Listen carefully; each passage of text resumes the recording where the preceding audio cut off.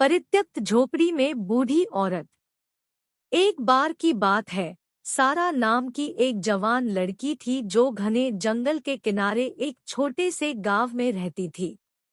सारा को जंगल की खोज से ज्यादा कुछ पसंद नहीं था, जो ऊंचे पेड़ों, जगमगाती धाराओं और सभी प्रकार के आकर्षक वन्य जीवन से भरे हुए थे।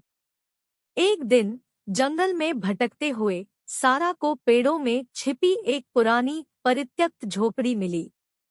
झोपड़ी लताओं और काई से भर गई थी और छत में धंसा हुआ था, लेकिन फिर भी सारा ने इसे आकर्षित महसूस किया।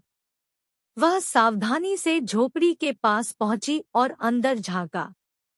उसके आश्चर्य करने के लिए उसने पाया कि झोपड़ी उतनी परित्यक्त नहीं थी जैसा उसने पहले सोचा था।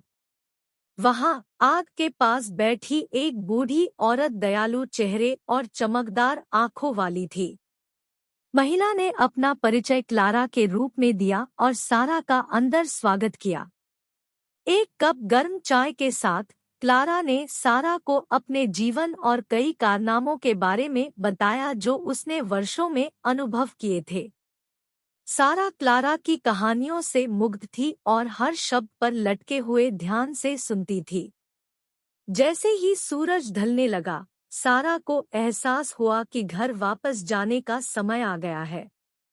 उसने क्लारा को उसके आतिथ्य के लिए धन्यवाद दिया और जल्द ही फिर आने का वादा किया। आने वाले हफ्तों में सारा नियमित रूप से कॉटेज में क्लारा से मिलने जाती थी, उसकी कहानियां सुनती थी और जंगल में अपने स्वयं के कारनामों को साझा करती थी। दोनों पक्के दोस्त बन गए और सारा ने क्लारा की बुद्धिमत्ता और अनुभव से बहुत कुछ सीखा।